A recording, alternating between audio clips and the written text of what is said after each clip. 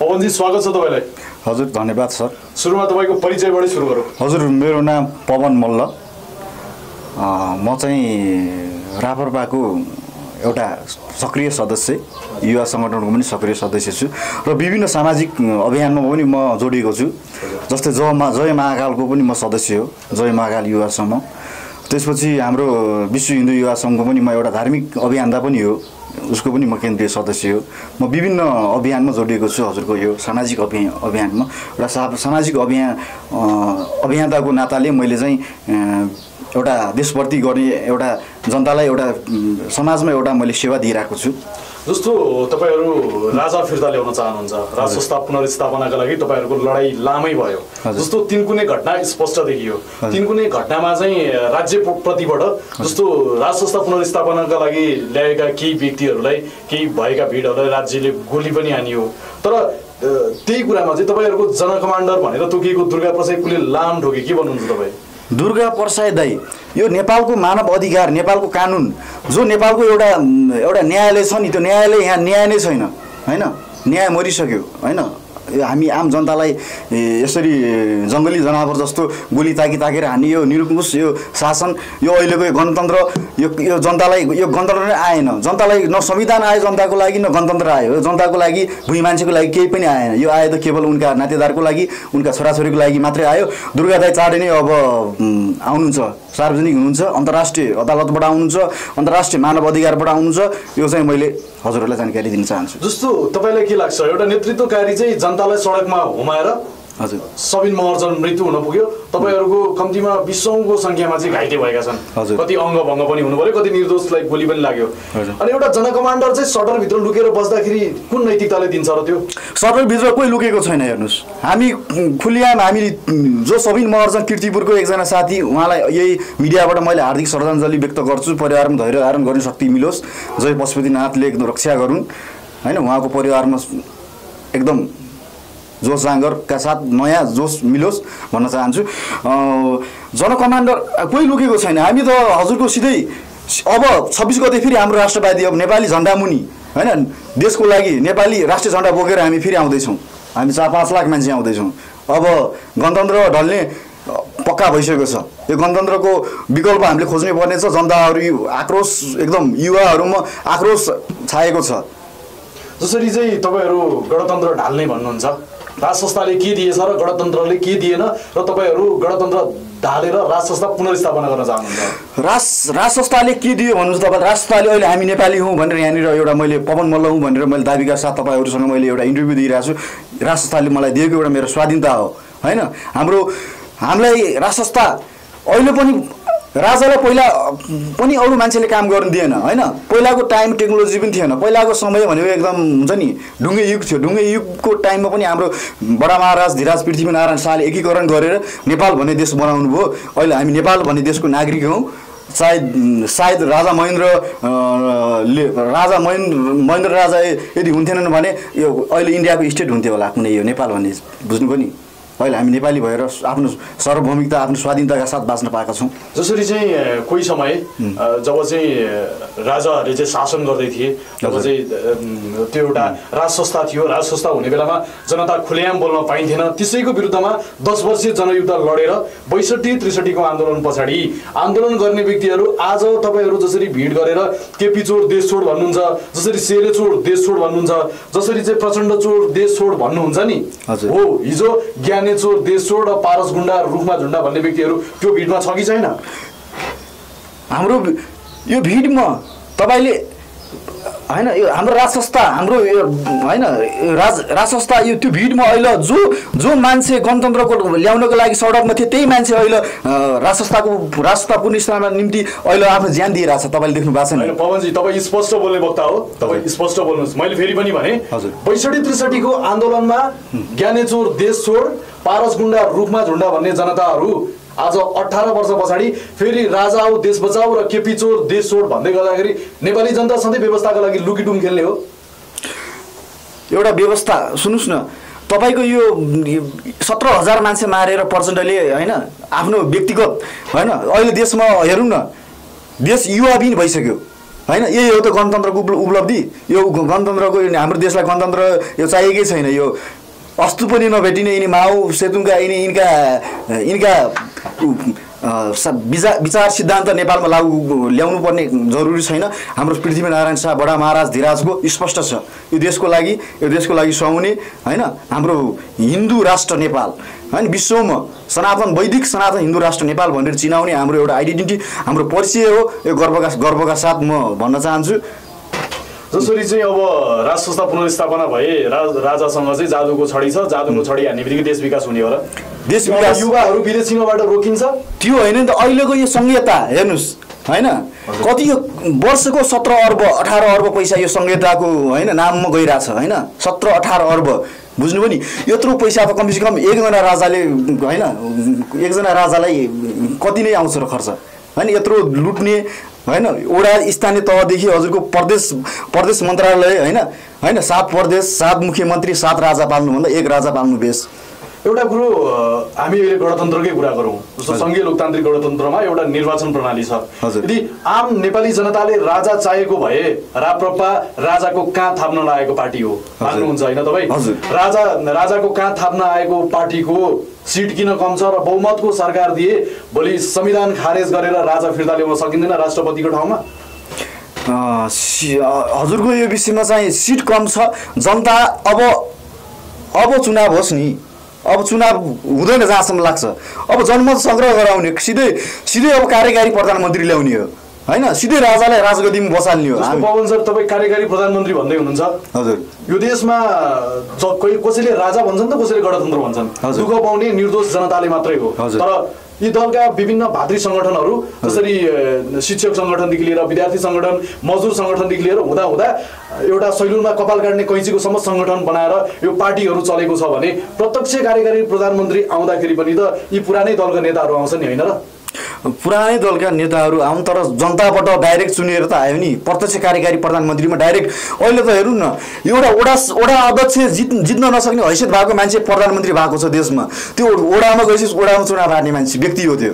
त्योसँग अहिलेको प्रधानमन्त्री जहाँदेखि चुनाव लड्छन् म त्यहीँदेखि चुनाव लड्न सक्नु एउटा दम भएको एउटा युवा हुँ म घोषणा गर्न चाहन्छु। होइन जसरी चाहिँ तपाईँ भन्नुहुन्छ प्रत्यक्ष निर्वाचित प्रधानमन्त्री जननिर्वाचित प्रधानमन्त्री भन्नुहुन्छ तर जननिर्वाचित प्रधानमन्त्री देखिने भए त यतिखेर राजा नै चाहिएको भए त यो देशले राप्रपाको धेरै बहुमत हुनुपर्ने हो। तर किन चाहिँ छ त यो एमाले र काङ्ग्रेसको बहुमतको सरकार बारम्बार बढिरहेछ निर्वाचन प्रणालीबाट पनि झेली गरी सत्तामा छिरिरहेछ यसलाई कसरी हेर्नुहुन्छ? यो सबभन्दा नेपाली जनता भेडो छ होइन मासु अहिले रक्सी मासुमा अहिले चुनावको टाइममा जतिखेर चुनाव आउँछ गाउँघरमा रक्सी र होइन बियरको बोतलमा बिक्छ। अहिले हेर्नु न तिनै जो रक्सी मासुमा बिकेका मान्छेहरू अहिले खाडी जानु परेको छ। दैनिक दिनको हजुर म अस्ति एयरपोर्ट भिजिट गर्न गएको थिएँ। एयरपोर्टमा एकजनालाई बिदाई गर्नुपर्ने थियो।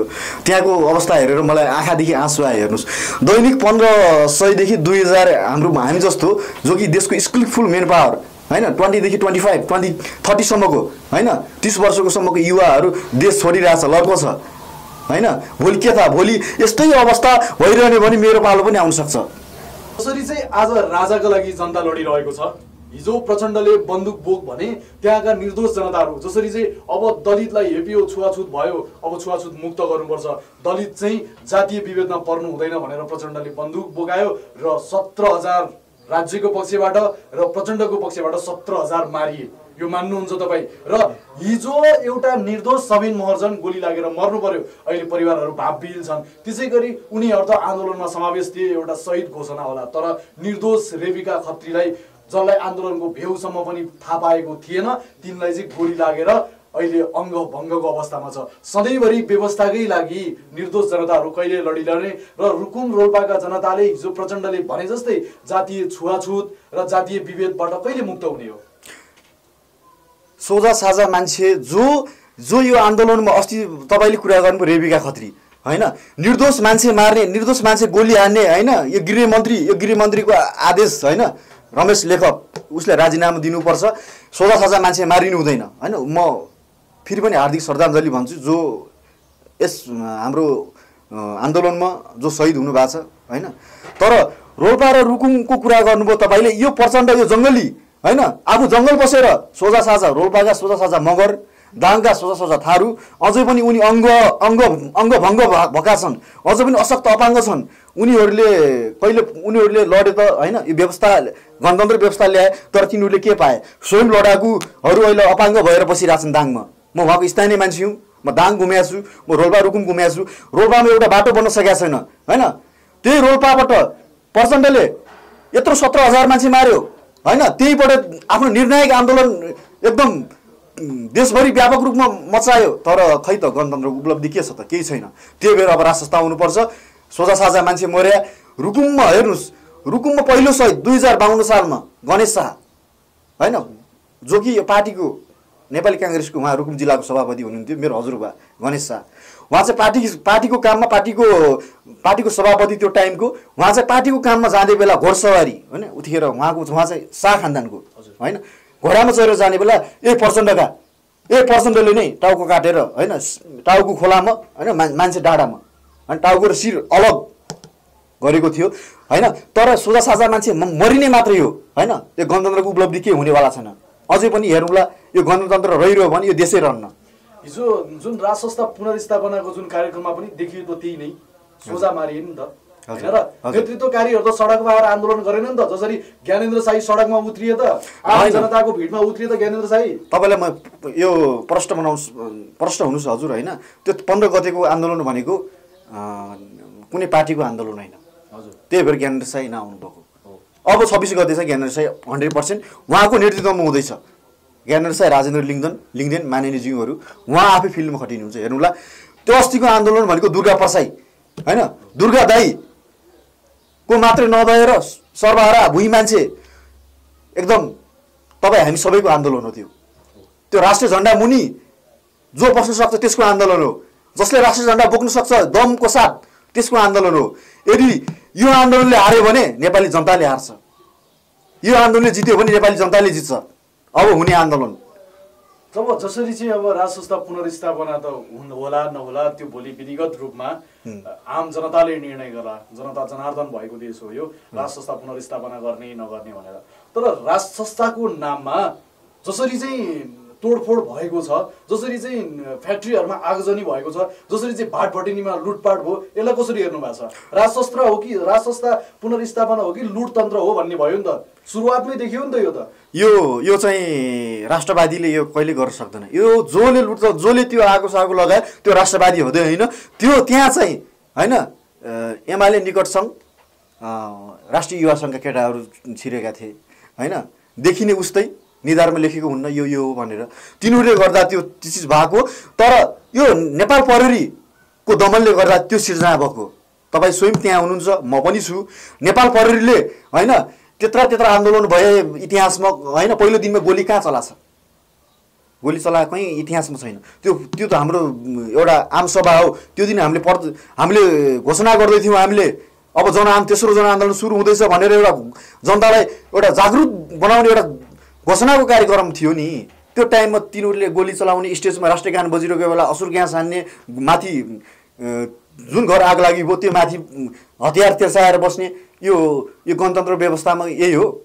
जसरी चाहिँ अब नेपाल प्रहरीको प्रमुखले के भन्दै हुनुहुन्छ भने तपाईँहरूको कार्यक्रम हुँदै गर्दाखेरि राष्ट्रिय गान बज्ने क्रममा चाहिँ जसरी अश्रु ग्यास राज्य तर्फबाट प्रहार भयो, त्यो चाहिँ डिप फेक भिडियो भनिदिए। त्यो नेपाल प्रहरी राष्ट्रघाती प्रहरी हो। प्रहरी हाम्रो साथी भन्छ, तर साथी होइन। यहाँ प्रहरी भनेको एउटा जो अहिलेका ठुला पार्टीका तलुवा चाट्ने होइन, ठुला पार्टीका तिनी पिउन हुन्, बुझ्नुभयो?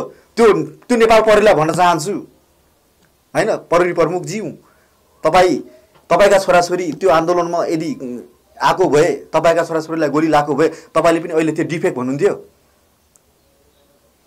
जसरी अब यो राज्य नै यसरी निर्मम तरिकाले लागेको छ। अब जसले चाहिँ राज संस्था पुनर्स्थापना गर्छु भने उनीहरूलाई चाहिँ सङ्गठित अपराध र राजद्रोहको मुद्दा लागेको छ। भोलि यो मुद्दा तपाईँलाई पनि लाग्न सक्छ। मलाई लागोस्, अहिले आएर पुलिसले पक्रोस् दम छ भने। म च्यालेन्ज दिन चाहन्छु। म देशको लागि लड्ने एउटा योद्धा हो। I am warrior. मेरो अन्तिम सास हुँदासम्म म लडिरहन्छु। यो ग्रान्ड डिजाइन छ, हेर्नुहोस् है।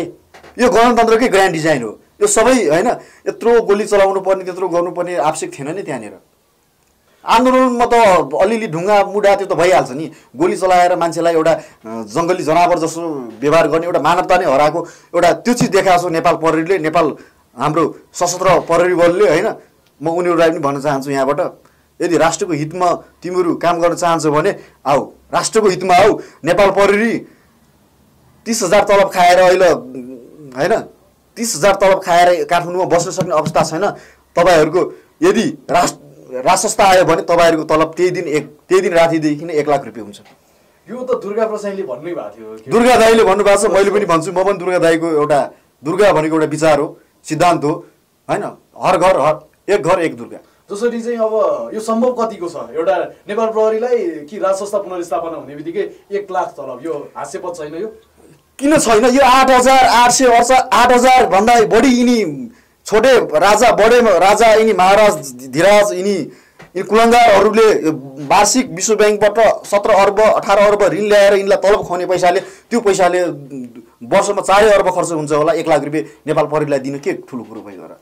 संहिता खारिज गरिदिएपछि जस्तो अब हामी अन्त्यमा छौँ। अब जसरी तपाईँहरू चाहिँ राज संस्था पुनर्स्थापना भन्नुहुन्छ, हिन्दू राष्ट्रिय कायम राख्नुपर्छ भन्नुहुन्छ, जसरी नेपालमा चाहिँ अहिले हरेक धर्महरू छन् नै, यो सनातनी हो कि हिन्दू राज्य मात्रै कायम हुने हो? यो सनातनी हो। यसमा किराँत बौद्ध सहितको हिन्दू राष्ट्र होइन, वैदिक सनातन, जसले वैदिक सनातनमा आस्था राख्छ होइन, त्यो चिज हुँदैछ अब होइन। हाम्रो एउटा आइडेन्टिटी, हाम्रो परिचय हो, विश्वलाई हाम्रो परिचय दिने। हामी वैदिक सनातनको हामी मान्छे हो।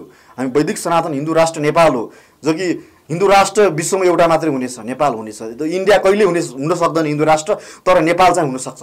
जसरी चाहिँ प्रधानमन्त्री केपी शर्मा ओलीज्यूले हिजो भर्खर एउटा अभिव्यक्ति दिनुभयो, राजतन्त्र फिर्ता हुने भनेको चाहिँ हात्ती आयो फुस्स भन्नुहुन्छ। मैले यहाँबाट ओपन च्यालेन्ज दिन चाहन्छु सम्माननीय प्रधानमन्त्रीज्यू, हामी राज संस्था ल्याएर देखाउँछौँ। अब तपाईँको पनि अब दिन नजिकै आइसकेको छ। तपाईँले कति काण्ड गर्नुभएको छ यो देशमा होइन, कति लुटतन्त्र मचाउनु भएको छ, नेपाली जनताको रगत कति चुस्नु भएको छ, त्यो सबको हिसाब किताब हुन्छ मजाले। अब दिन नजिक आइसक्यो। तपाईँहरूको राज संस्था पुनर्स्थापना भइहालेछ भने हजुर, म बारम्बार भन्छु, होला नहोला जनता जनार्दन हजुर, भोलि भइहाल्यो भने यी 3टा टाउकेहरूको हालत के हुन्छ? यिनीहरू जहाँसम्म लाग्छ अब यिनीहरूको आयु धेरै छँदै छैन होइन। यिनीहरू रेल कार्ने, जो कि यिनी 2टा मृगौला फेलवाला, जो कि एउटा पैदल हिँड्न पनि सहायता चाहिने मान्छेले देश हाँक्न सक्दैन। देश हाँक्नको लागि हामी जस्तो युवा चाहिन्छ। हामी जस्तो युवाको खाँचो छ यो देशलाई। यिनीहरूको आयु पनि धेरै छैन जहाँसम्म लाग्छ। अब चाँडै नै यिनीहरू अब जेल कोचिन्छन्। भनेपछि राज संस्था पुनर्स्थापना भए 3 दलका ठुला नेताहरू जेल कोचिन्छन्। प्रश्न हुनुहुन्छ जसले यो देशलाई घात गरेछ, जसले राष्ट्रघाती सम्झौता गर्यो, जसले यो देशको जहिले पनि यो देशको लागि यो देशलाई कङ्गाल बनायो, यो देशका युवा बेच्यो, यो देशको हरेक चिज बेच्यो, यो देशमा हरेक घोटाला काण्ड छन्। तपाईँले देख्नु भएको छ होइन, उम्नी काण्ड, ललिता निवास काण्ड, यिनीहरू सबको हिसाब किताब हुन्छ। हिसाब किताब भएर छोड्छ। यो कलिग हो, कलिगमा चाहिँ छिटै हिसाब किताब हुन्छ। यो लेखेर राख्नुहोस्। अब अन्त्यमा तपाईँ 26 गतेको जुन फेरि राजतन्त्र पुनर्स्थापनाको आन्दोलन हुँदैछ, बृहत आन्दोलन भनिएको छ, हजुर, अकलमा के छ? 26 गतेको आन्दोलन निर्णायक आन्दोलन हो कि फेरि त्यही 15 गतेको आन्दोलन जस्तै 10 दिन ग्याप गर्ने फेरि आन्दोलन गर्ने हो? हामी शान्तिपूर्ण तरिकाले जान्छौँ होइन। 26 गतेको आन्दोलनमा कतै पनि गोली नचलोस्, एकदम शान्तिपूर्ण तरिकाले होस् भन्न चाहन्छु म होइन। यो नालायक सरकार डराएको अवस्था छ। डराएर नै अस्ति गोली प्रहार गरे हो। अब चाहिँ गोली प्रहार गर्छौँ भने हामी पनि गोली हान्न तयार छौँ। तपाईँहरू राज्य विरुद्ध गोली हान्नै तयार हुनुहुन्छ? यदि उसले हामी जनता मान्न सक्दैन होइन। जनता मार्छ भनेपछि हामी पनि उनीहरूलाई मार्न तयार छौँ, मर्न तयार छौँ।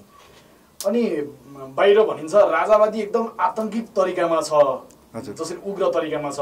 अनि मुख्य कुरा त कस्तो भन्दाखेरि काठमाडौँ महानगरपालिकामा चाहिँ काठमाडौँ महानगरपालिकाका मेयर बालेन शाहले तपाईँहरूले फोहोर गरे बापत, तपाईँहरूकै जमातमा भएको भिडले चाहिँ तोडफोड गरे बापत 7,93,000 जरिवाना तिर्दाखेरि राजाले बुझ्न मानेन। त्यो किन होला? राजाले किन बुझ्ने? बालेनको हैसियत छैन राजाले चिठी काट्ने। अहिले हेर्नु न बालेन कति डाउन भइरहेछ। निरङ्कुशता त यहीँबाट देखिन र सर। यो एउटा काठमाडौँ महानगरपालिकाको स्थानीय सरकारले तपाईँहरूले फोहोर गर्नुभयो, तपाईँहरूले चाहिँ जरिवाना तिर्नुपर्छ भन्दाखेरि जरिवाना बुझ्दिन भन्नु। त्यो राजाले आयोजना गरेको कार्यक्रम होइन सर्वप्रथम होइन। कि राजाले स्वीकृति लिएर तिनको नियम राजाले नै स्वयं राजा उपस्थित भएर कि राजाले आयोजना गरेको भए राजा जिम्मेवारी हुनु पर्थ्यो। बडा महाराजलाई त राजा यो विषयमा उनै छैन। यो विषयमा त हामी स्वयं राष्ट्रवादी युवाहरू जागेको, यसको हामी तिर्छौँ। 7 लाख रुपियाँ हामीले पैसा उठाइसकेका छौँ। हेर्नु तपाईँले स्ट्रिममा देखाइदियो होइन, पैसा उठाइसकेका छौँ, त्यो पैसा हामीले तिरिसक्यौँ। र हामी कार्यक्रमको अन्त्यमा छौँ।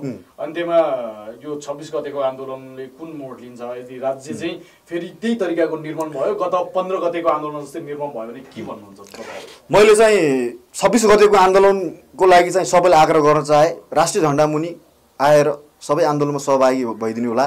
यो भनेको देशको नेपाली जनताको लडाई हो। यदि यो लडाईले जित्यो भने देशले जित्छ, देश रहिरहन्छ। यदि यो लडाईले हार्यो भने देश सकाप हुन्छ। तपाईँ हामी नै रहन्नौँ। त्यसैले सम्पूर्ण राष्ट्रवादी साथीहरूलाई आइदिनु होला आग्रह गर्छु। 4 देखि 5 लाख जनता हामी सडकमा उत्रिँदैछौँ। अब चाहिँ गणतन्त्र ढल्ने पक्का हो। हस्, धन्यवाद सर। हस्, धन्यवाद।